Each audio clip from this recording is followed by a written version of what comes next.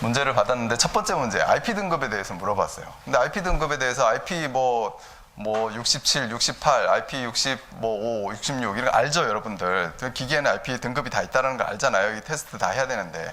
근데 이거를 각각이 이 보호 등급에 대해서 설명하는데 그 의미는 설명할 수 있죠, 충분히. 그 흐름하고 의미는. 그런데 요거를 10점짜리 물어본 거에 정확하게 IP 첫 번째 숫자는 이 고형물에 대한 거, 그 다음에 어떤 이 손에 대한, 손이 들어가냐 못 들어가냐 이런 거에 대한 거, 그 다음에 두 번째 숫자는 물의 침입에 대한 거잖아요.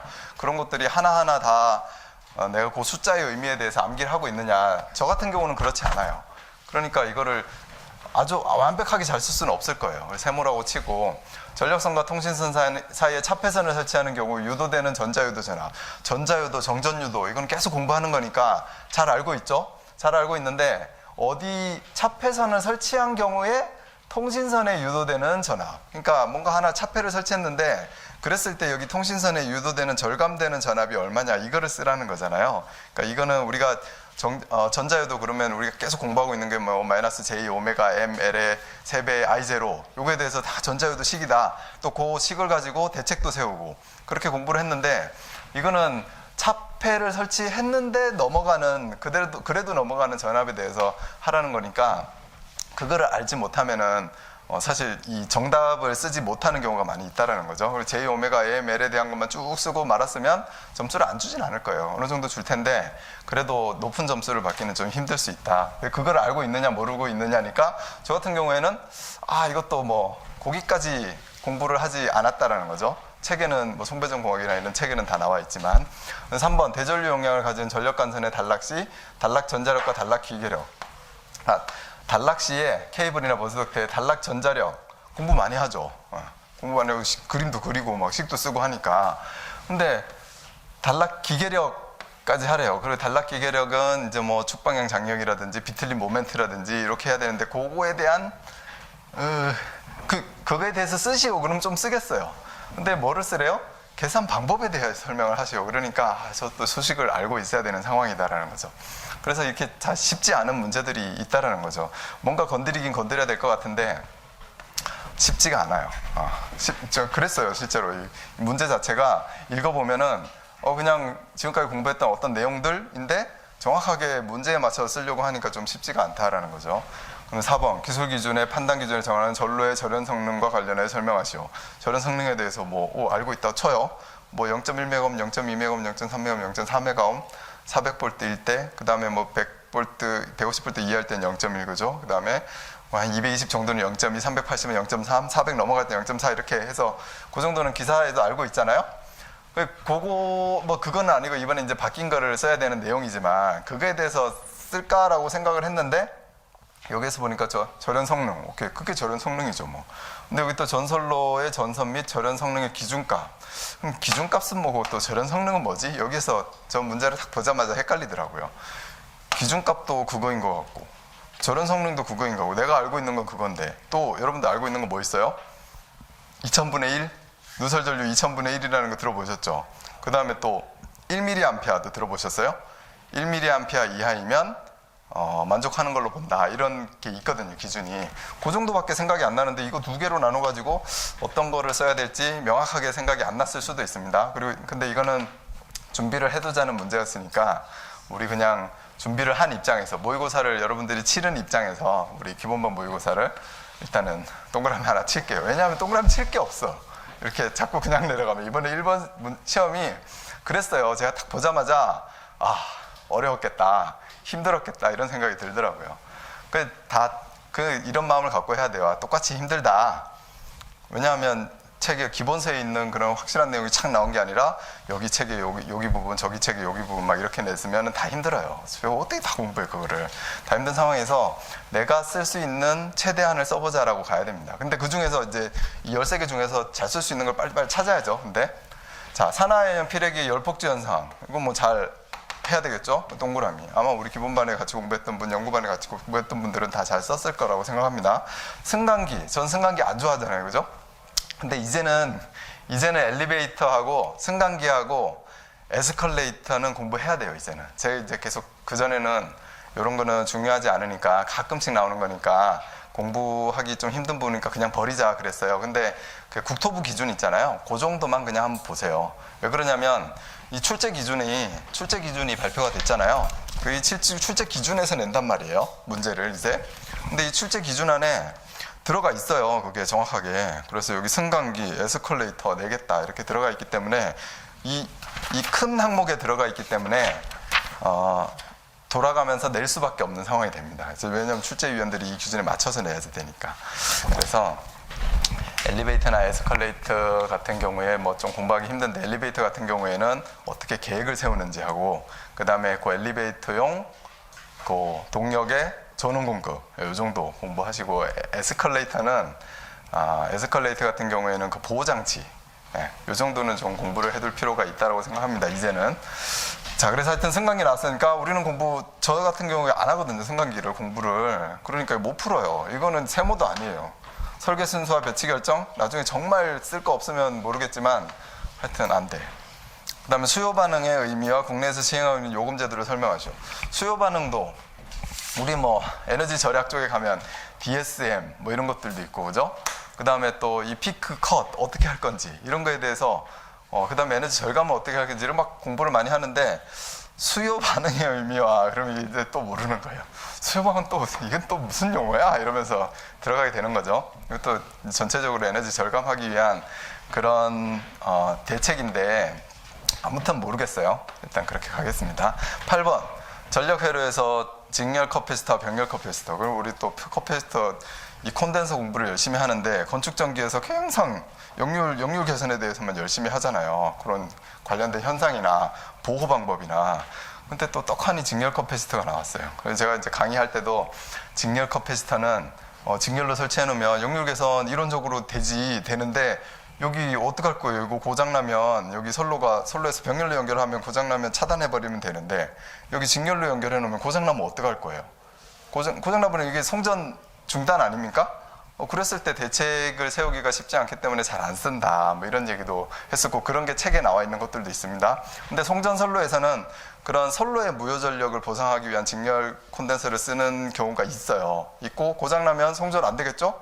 그럼 안 되니까 바이패스도 좀 시켜놓겠죠. 바이패스 회로를 만들고 해서 제어하는 시스템까지 해가지고 직렬 커패시터를 쓰는 경우도 있다라는 거죠. 근데 그런 게 지금 시험에 나온 거예요. 어떻게 보면 약간 발성배전 쪽으로 좀 간 그런 문제들 맞거든요. 얘는 세모. 일단 병렬은 써야 되니까 직렬은 못 쓰더라도.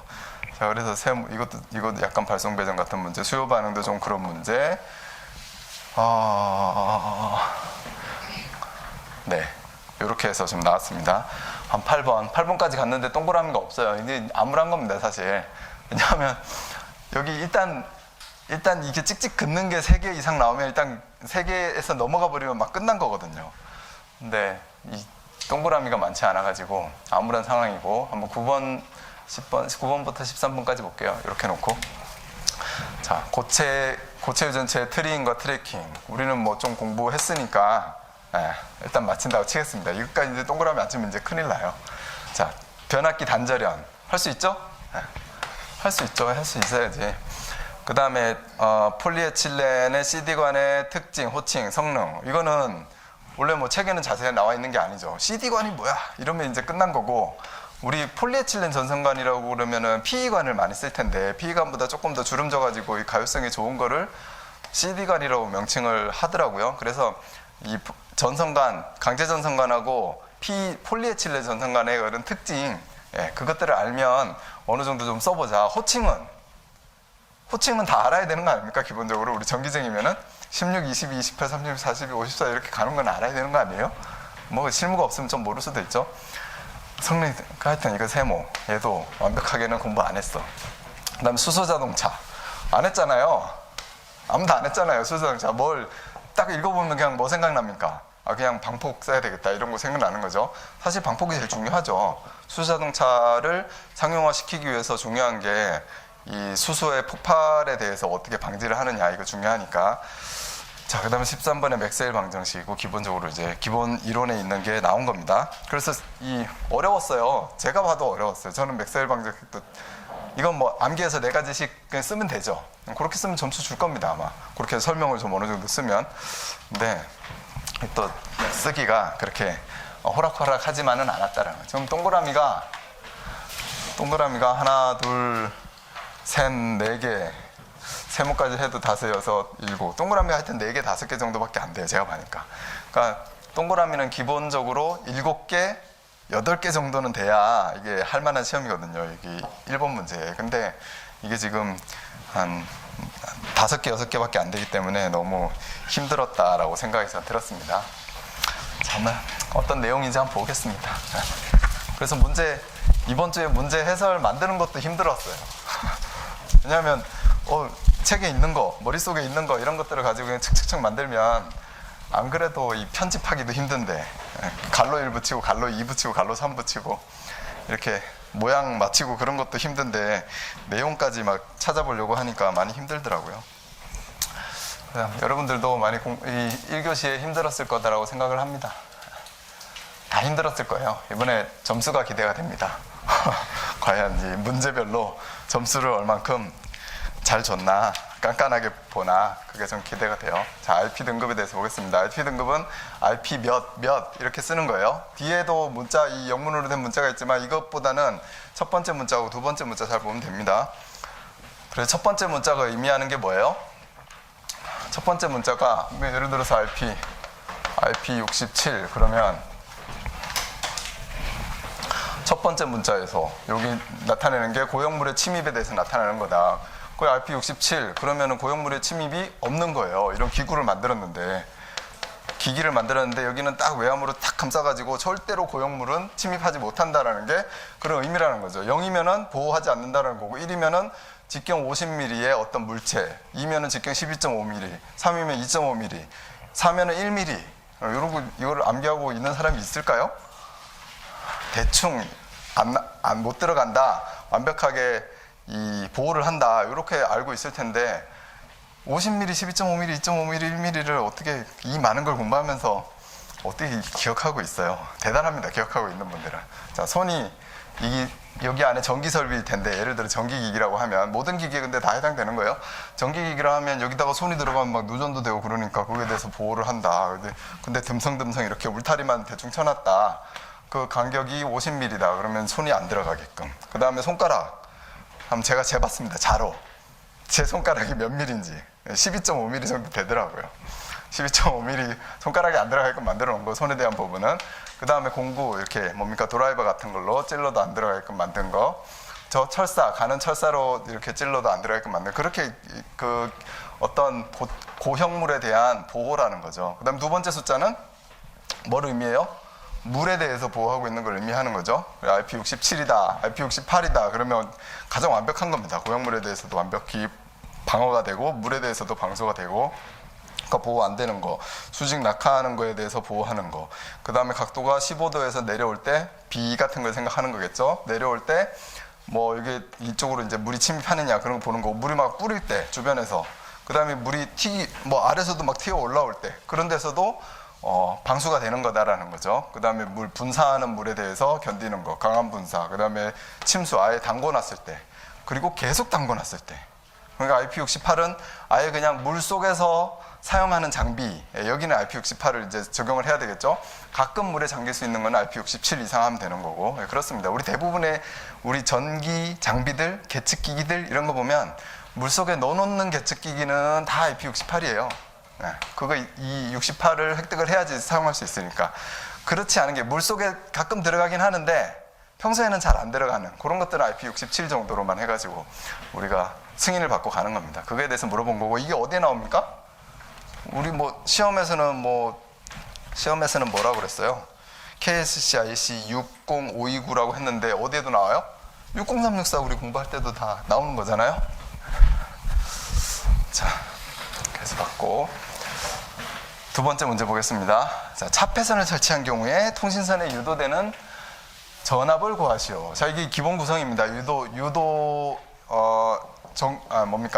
전자유도의 기본 구성이에요. 그 전자유도 여기서 전류가 흐르는데 RST상이 각각 평형인 정상분이 흐르면 상쇄가 되니까 자속이 없는 거고, 그죠?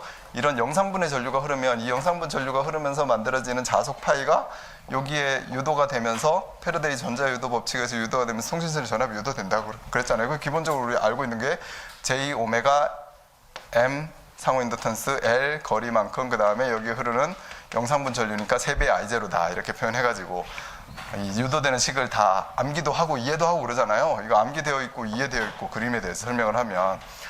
그런데 여기에서는 지금 차폐선을 이렇게 설치할 경우에 차폐선을 설치하면 차폐선에 유도되죠, 그죠? 유도되는데 차폐선을 접지를 해가지고 차폐를 했을 때 그때 통신선에 뜨는 전압을 구해봐라, 이때.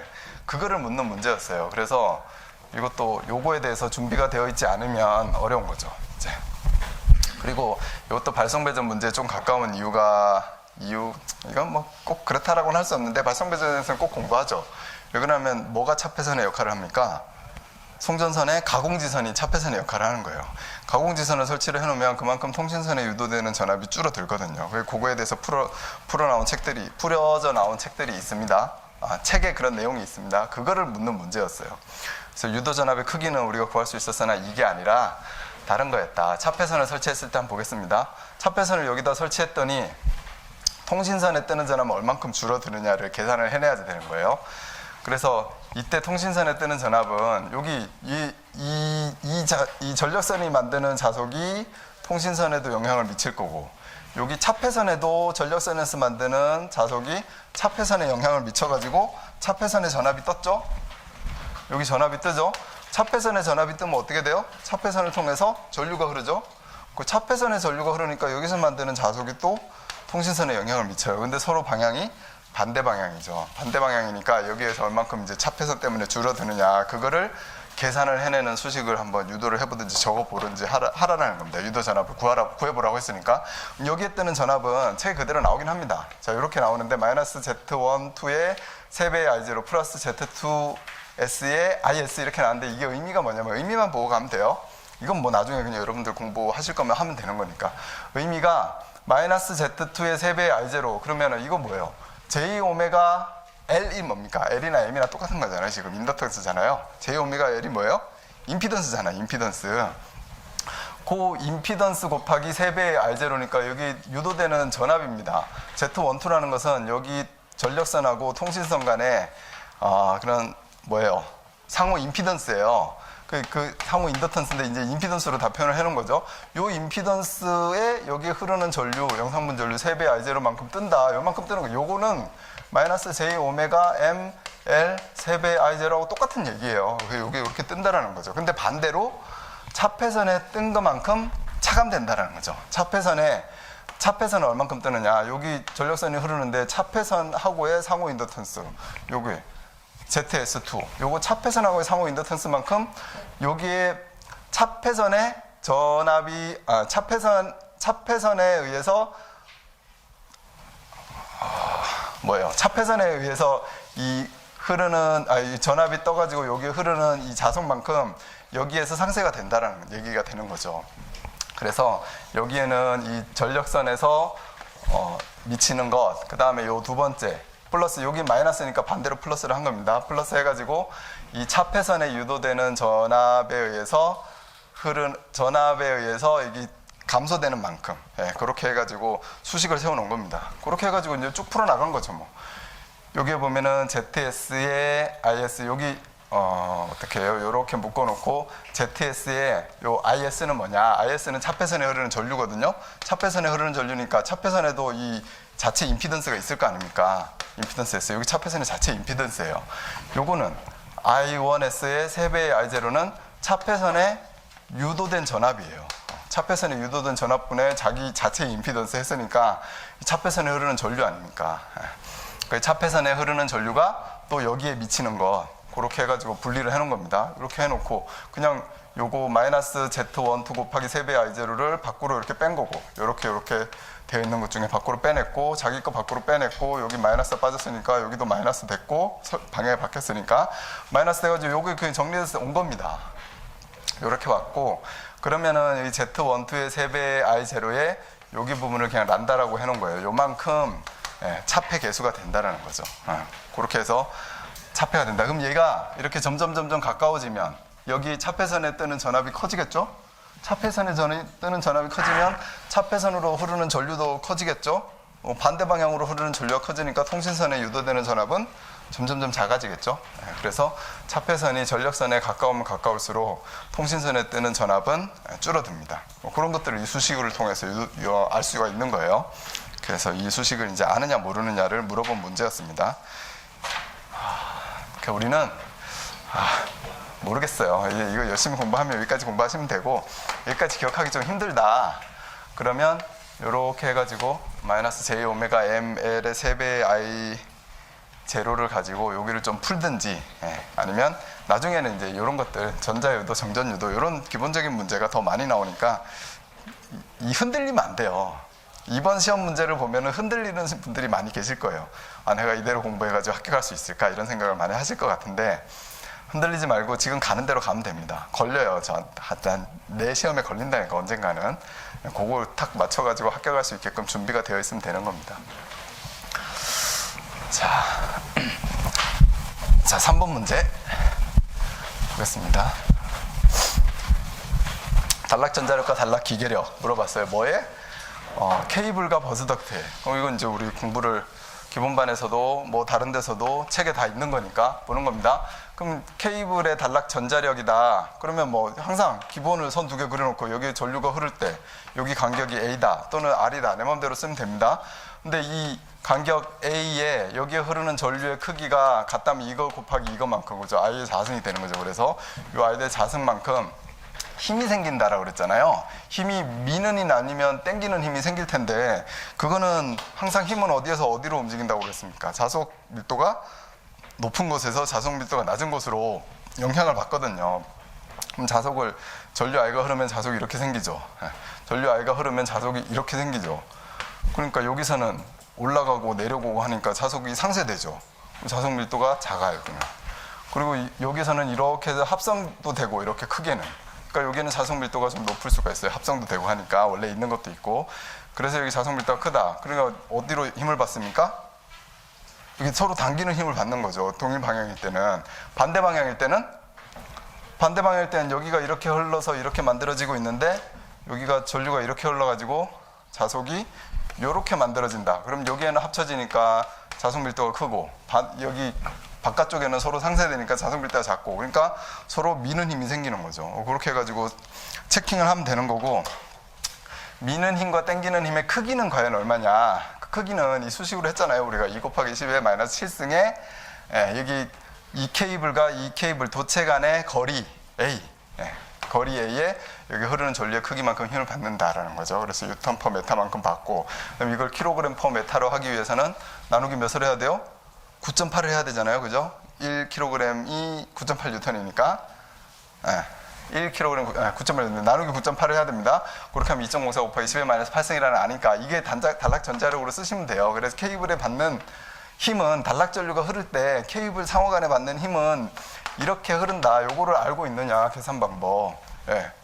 그렇게 하고, 그 다음 요 K 계수만 달라졌습니다. 이 기본적인 이론에서 K 계수는 케이블 배열에 따른 어떤 계수가 작용하는 거다. 이렇게 보시면 되고요. 동일 방향일 때 흡인력, 반대 방향일 때 반발력이 생긴다. 이렇게 설명해 주시면 되겠죠. 버스덕트는요, 케이블 같은 경우에는 두 도체가 뭐 단신 케이블이면 이렇게 가든지, 도체하고 절연체가 있는데 이렇게 가든지, 또는 삼신 케이블이면 여기가 이렇게 도체 있고 절연체 여기 하나로 묶어가지고 이렇게 가든지 이렇게 갈 텐데, 저기 뭡니까? 부스덕트는 어떻게 갑니까?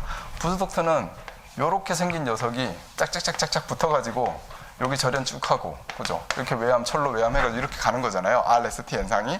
짝 가니까 생긴 현상이 좀 다르다라는 거죠. 그래서 부스덕트는 전류의 흐름도 다르고 전자력 분포도 다르다. 여기서 만들어지는, 전류가 흐를 때 만들어지는 자속의 어떤 분포가 좀 다르다라는 거죠. 다르니까 요 수식에서, 기본 수식에서 약간의 이 형상에 대한 계수를 넣어가지고 가야지 된다라는 거예요.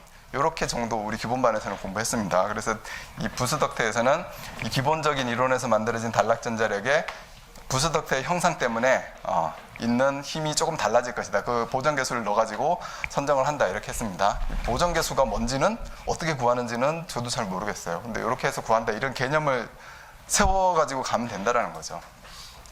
그 다음에 단락 기계력, 여기가 이제 문제인데, 단락 기계력도 뭐 이제 축방향 장력하고 비틀림 모멘트가 생긴다, 이 정도는 이제 이해를 하고 있어요. 우리가 이해를 하고 있는데, 축방향 장력에 대해서, 비틀림 모멘트에 대해서 과연 이 식을 이제 암기하고 있느냐가 관건인 거죠. 근데 이 식을 저는 암기 못 하고 있습니다. 이 수많은 식을 어떻게 다 암기를 해? 중요한 식만 암기를 해야지. 왜 이 위에 있는 전자력은 이 암기를 하죠. 왜냐하면 여기서도 나오고 저기서도 써먹을 때 엄청 많으니까. 근데 이건 써먹을 때가 딱 단락 기계력 밖에 아니기 때문에 암기를 잘 못하고 있는데, 의미는 그렇습니다. 이 힘이 똑같이 생기는 거예요. 전기가 흐를 때 힘이 똑같이 생기는 거고, 축방향 장력이 뭐예요? RS T상이 만약 이렇게 샥 꼬여가지고 갔는데, 축방향 장력이라는 게 뭡니까? 뭔가 이렇게 탁 당겨지는 힘을 받는 거잖아요. 그죠? 그런 힘이 장력으로 받는 건데, 여기 어떤 선이 뭐 두 가닥이 갔다고 쳐요. 두 가닥이 갔는데 단락이 됐다. 단락이 되면 두 선이 샥 꼬여서 갔는데, 단락이 되면은 서로 흐르는 전류의 방향이 여기서 딱 단락이 되면 여기에서는 일로 가고 여기서는 일로 오겠네요. 그죠? 그럼 흡인력이에요, 반발력이에요? 반발력이죠. 반발력이 이렇게 꼬여가지고 있는 선이 서로 반발력이 팍 생기니까 어떻게 돼요? 쫙 당기는 힘이 생기겠죠. 이렇게 꼬여가지고 가는 게 확 반발력이 생기니까, 커지려고 하니까 상대적으로 쫙 당기는 힘이 생기겠죠. 이렇게 딱 당기는 힘이. 그런 게 이제 축방향 장력이다 이렇게 보면 되는 거고, 비틀림 모멘트는 얘가 이렇게 확 벗어나려고 하느냐, 비틀리려고 하느냐, 고정적으로 있던 게 옆으로 막 뜯어지려고 하느냐, 저련체 같은 게 막 뜯어지려고 하느냐, 그런 힘들이 생긴다라는 거예요. 진짜로 생기느냐, 우리 지난주에 기본반에 오시던 분이 그랬잖아요. 용접기 얘기하면서. 용접기 할 때 이 용접기 케이블을 이렇게 줄줄줄줄 말아놓고 감아놓고, 멀리도 가야 되니까 여기도 줄줄줄줄 이렇게 감아놓고 여기서 용접을 하면은 저 케이블이 어떻게 된다고 그럽니까? 이렇게 말아놓은 케이블들이 출렁출렁 한다고 그러잖아요. 지직지직 할 때마다. 그게 다 전자력 아닙니까? 그죠? 자, 그런 것들이 실제로 생긴다는 거예요. 그럼 이 단락이 생겼을 때 엄청나게 큰 전류가 흐르는 곳, 모선, 이런 데서는 이런 거를 생각을 해야지 된다는 거예요. 단락이 생겼을 때. 또 마찬가지예요. 변압기. 이번에 이제 변압기 고장에 대해서 설명하시고 이것도 나왔는데 다 같은 맥락에서 낸 겁니다. 변압기 권선이 막 감겨 있는데 거기에 엄청난 큰 전류가 흘렀어요. 2차식이 단락이 되거나 해가지고. 그러면 그 권선 간에 서로 미는 힘, 당기는 힘, 이런 것들이 생긴다는 거죠. 생겨가지고 이렇게 감아놓은 기계적 힘보다 그게 크게 생기면 뭐 이렇게 팍 뜯어지는 거죠. 그런 힘들 때문에 변압기도 고장 날 수 있고 그렇다는 겁니다. 기계적으로. 자, 그런 것들 이제 생각할 수 있는. 단락되면 반발력인가요? 삼상 같은 경우에요. 삼상 케이블이 있는데 거기에서도 단상 단락이 생기면은 제가 말씀드린 것처럼 이렇게 갈 거고, 그다음에 삼상이 여기에서 쫙 쇼트가 되면 여기에 흐르는 전류가 RST상이 위상이 그대로 360도가 쫙 생길 거란 말이에요. 그죠? 그러니까 자속이 서로 좀 상쇄가 될 것 같거든요. 제가 지금 딱 생각해보니까 삼상 단락이 생겼을 때는 그 삼상 케이블이 딱 정방향 배치가 삼각으로 쫙 배치가 되어 있다면 상쇄가 많이 될 것 같습니다. 그 힘이. 그렇지 않을까요? 어차피 자속 때문에 생기는 거면 자속이 R상, S상, T상에서 만들어지는 자속이 서로 합이 제로라면 어떤 힘이 크게 작용하지 않겠죠. 하지만 이 케이블의 배열을 이런 식으로 했다. 그러면 얘는 균형이 깨지죠. 완벽한 균형이 아니잖아요. 이런 데서는 이제 그 남아있는 자속의 힘 때문에 상호 간에 자기력은 미치죠. 근데 이게 어떤 단상 두 개가 전류가 이렇게 가고 이렇게 오고 할 때보다는 조금 적은 힘이 생기긴 생길 것 같습니다. 그런데 힘은 생기겠죠. 이게 배열에 따라서. 그건 뭐 케이블다가 했겠죠. 케이블 2.04에 케이블가로 뭐 네네, 그렇죠. 그런 배열에 따라서. 어떻게 생각하면 한 대는 모이니까 같은 방향이니까 다 수축한다. 그리고 또 네. 어떤 때 생각하면 네. 한 상은 플러스 한 상은 마이너스니까 네. 다 오니까 반발할 것 같고 그런데 삼상 단락 전류는 R상, S상, T상에 가서 여기 딱 쇼트가 생기면 이 전류 자체가 큰 전류가 흐르지만 R상하고 S상하고 T상이 이렇게 위상이 틀어지지 않은 평형 고장전류거든요. 불평형 고장전류가 아니에요. 평형이라는 것은 A상하고 B상하고 C상이 정확하게 위상이 120도 차이고 이 크기가 같을 때를 얘기하는 거잖아요. 그렇기 때문에 여기에서 만들어지는 자석하고 여기서 만들어지는 자석하고 여기서 만들어지는 자석이 사실 이 배치만 평형이 되면 자석이 서로 상쇄가 됩니다. 네. 그래서 그 힘이 크지 않게 나오는 거죠. 상쇄가 돼버리니까. 근데 지금 얘기한 것처럼 뭔가 단상이다. 그러면 갔다가 온다. 이런 개념으로 보면은 이제 반발력이 그렇게 크게 생기겠죠. 근데 여기서는 어떤 삼상의 평형 단락전류다라고 하면 일로 서로 가기만 하고 오진 않아요. 오진 않는데 가는 게 시간대가 서로 다 달라요. 그러니까 얘가 갈 때, 얘가 이렇게 크게 갈 때는, 여기 크게 갈 때는 반대쪽에는 2분의 1로 이렇게 오는 거죠. 이 시간대에서. 어떤 시간대에는 이쪽으로 크게 가고, 이쪽으로 크게 가고, 이쪽으로 2분의 1로 이렇게 가고, 그런 시간대가 바뀌고 있으니까 이게 자석이 이제 상쇄가 됩니다. 그렇게 보시면 됩니다. 제일 처음에 버스 사이클에서는 그 순식같이 볼 때는 저거 봤을 때는 맨 위에서 하는 가고 오기 때문에 반발한다고 봐야 되겠네요. 순시칠 때 예를 들어서 여기가 이 비대칭 파형으로 갈 때 다른 어떤 비대칭 파형이 고장난 어떤 상에는 크게 생길 텐데 나머지 두 개 상에는 크게 안 생길 수 있죠. 조금 더 깊이 들어가면 그럴 수도 있죠. 네, 실제로 그래요. 왜냐하면 이 비대칭 파형이 생기는 원인이 단락시의 어떤 전압과 전류의 위상 이 관계가 되잖아요. 그래서 거의 전류가 최대로 흐르는데 완전 최대로 됐을 때는 크게 생기고 전류가 0인 시점에서 크게 될 때는 그 변화율 때문에 크게 안 생기고 그런 이유가 있거든요. 그러니까 말씀하시는 것도 일리는 있습니다. 그렇게 해가지고 완전히 딱 순지라고 하면 이 A상에는 예를 들어서 이렇게 비대칭물이 훅 생겼어요. 이만큼이 가요. 근데 이 S상하고 T상에는 그만큼 비대칭분이 좀 덜 생겨가지고 오르는 힘의 그런 전류의 크기에 불평형이 있다라고 하면 그 힘은 그렇게 생기는 거죠, 이제. 근데 그게 이제 반발력이냐, 흡인력이냐라고 하면은 뭐 그거는 좀 생각을 좀 해봐야 될 것 같습니다. 근데 보면 저기 단락사고 나면 저 뚜껑이 날아가요. 뭐가 쳤기 때문에 그렇다. 보면 단락에서 안에 있는 케이블이 빵 때려가지고 뚜껑이 그냥 팍 날아가 버린다. 네, 알겠습니다. 하여튼 그런 힘이 생긴다는 거, 우리는 이제 그렇게 알고 있으면 될 것 같습니다. 저 단락사고 생기면 사실 에너지가 엄청나요. 어떤 뭐 모선 간의 단락 이런 거 생겨도 그냥 막 다 녹아버리고 막 주변도 다 타버리고 아주 짧은 시간인데도 그런 큰 에너지가 이제 들어가는 거죠.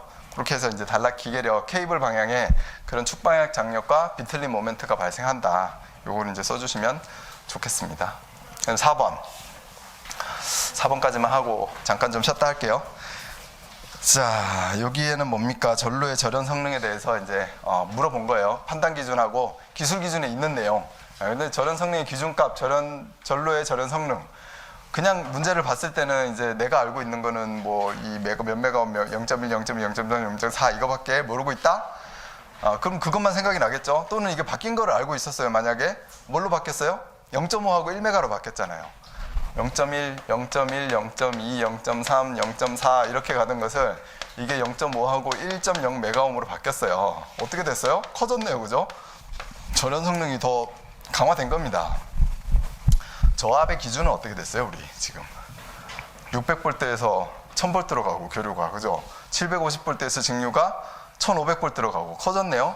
전압의 범위가 저압에서 넓어졌으니까 저압에서 갖춰야 될 이 절연 값도 커지겠죠. 그런 것들을 같이 따라가는 겁니다.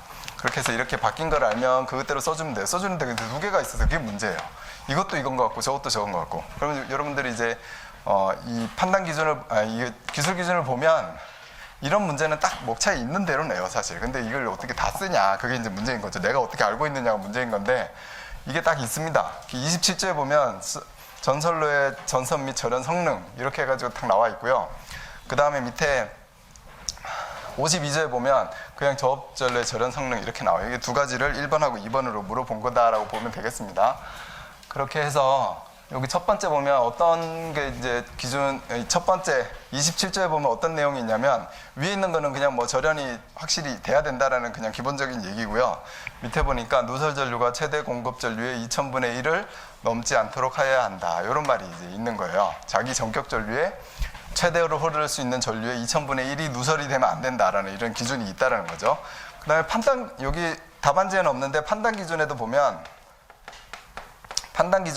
누설 전류가 1mA 이하일 때는 괜찮다, 만족한다라고 만족하게 볼 수 있다 이런 내용이 있습니다. 그거 알고 계신 분은 여기 보면 되겠죠. 그리고 현장에서 절연 체크 한번 해보신 분은 기준이 뭔가 아실 수 있을 겁니다. 그래 여기 지금 1mA 같은 경우 누설 전류만 체킹해 보면 되는 거죠. 1mA 정도로. 그럼 1mA는 왜 1mA라고 했을까요? 그럼 여기 밑에 거 볼까요? 바뀐 거 일단 요거 바뀐 거 보고 1mA 얘기 한번 해볼게요. 자, 바뀐 게 이 기준이 어떻게 바뀌었냐면 지금 SELV, PLV 이거는 교류 몇 볼트 정도로 생각해 보면 됩니까? 안전전압 50V. 그 정도 되는 전압은 0.5메가옴의 이 절연 저항을 갖춰라라는 거고요. 그 다음에 뭐 FELV도 그렇고 500V 이하. 그러면 최고 조건으로 하면 500V 이하에서는 그냥 1메가옴으로 해라. 그러면 우리 일반적인 저압은 여기 다 들어가죠. 일반적인 우리가 쓰는 교류 전압은. 왜냐하면 380V 정도 쓰니까. 그래서 예전에는 380V가 0.3메가옴이었는데 지금은 이제 1메가옴으로 이렇게 높아졌다. 이렇게 좀 봐주시면 되겠고요. 500V를 초과하는 저압. 그러면 교류라고 하면 1kV가 되겠죠.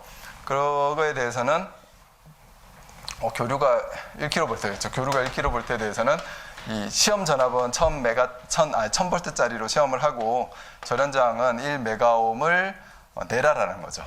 그러면 여기에서 이제 우리는 지금 현재 저압의 기준이 1000V로 올라갔잖아요. 그렇다고 봤을 때 저압 누설 전류 I는 R분의 V라고 해놓고 여기 지금 1메가옴을 갖춰야 된대요. 그죠? 1.0메가옴. 우리 교류 전압에서 최고치다라고 하면 이제 1000V 이렇게 되는 거죠. 그러면 이거 하면 어떻게 됩니까?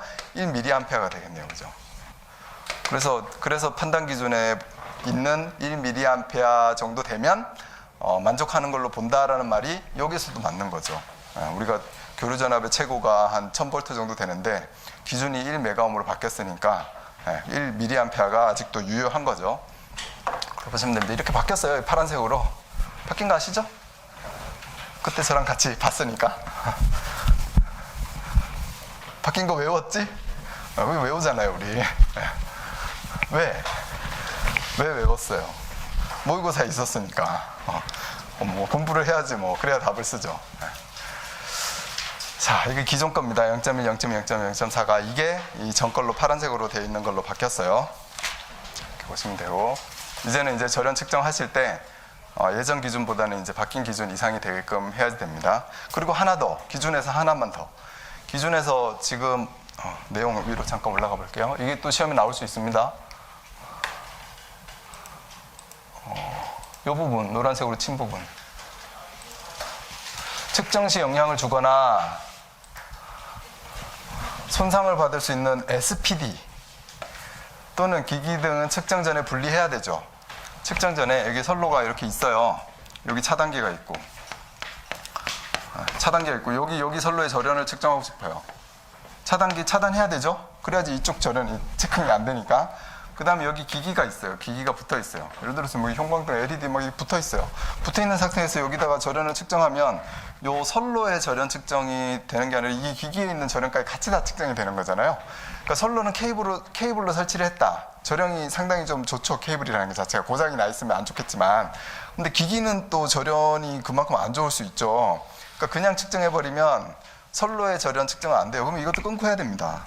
기기도 여기 붙어있는 기기도 이렇게 아무튼 끊고 측정을 해야지 이 선로의 절연저항, 이 선로의 절연저항 이렇게 측정할 수가 있겠죠. 그렇게 해가지고 측정을 하는 게 원칙인데 여기 보니까 그렇게 쉽게 분리가 곤란한 경우에는 뭐 붙이기 전에 측정을 할 수 있다라는 얘기도 있었고, 그 다음에 측정 시 영상을 주거나 손상을 받을 수 있는 어떤 기기들은 분리시켜야 된다는 거. 부득이하게 분리가 어려운 경우에 요즘 이제 설비를 갖춰놓고 나중에 절연저항을 측정을 하는데 이걸 다 차단하고 막 이렇게 하기가 어렵다는 거죠. 또 SPD가 여기 설치가 되어 있다. SPD는 어디에서 동작하는 거예요?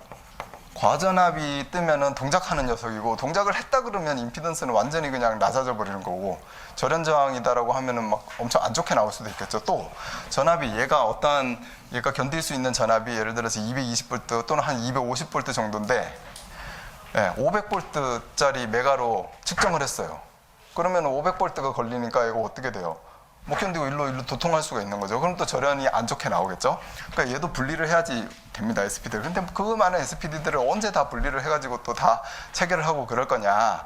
그러니까 지금 이제 바뀐 게, 예전에는 500V급 또는 1000V급으로 측정하게끔 되어 있었습니다. 근데 지금은 250V급으로 측정할 수 있다라고 그게 있는 거예요. 부득이하게 분리가 어려운 경우는 시험 전압을 250V급의 시험 기기로 측정할 수 있는데, 하지만 어떤 이런 전압의 범위에 의해서 0.5메가옴이나 1메가옴 이상이어야 되는데, 이 낮은 전압으로 측정을 했을 때는 어떠한 전압의 계통이든지 무조건 1메가옴 이상이 돼야 된다, 이렇게 나왔습니다. 요렇게 보면 요거 이제 실무에서 나오겠죠. 절연저항을 측정할 때 주의해야 될 사항, 고려해야 될 사항, 저압 설비에서 절연저항 측정 시 주의할 사항 이다라고 하면, 이제 이런 것들을 가지고 우리가 기술을 좀 해야 될 필요가 있습니다. 그냥 분리를 해야 되는데 분리를 못하는 경우가 많다. 그럴 때는 지금은 이제 낮은 전압의 절연 저항계로 측정할 수 있다. 250V급으로. 그렇게 하면 SPD가 도통하지 않거든요. 그러니까 그대로 전로의 절연을 측정할 수 있다는 거죠. 그렇게 하고 기준은 1메가옴 이상이어야 된다. 이렇게 보시면 되겠습니다.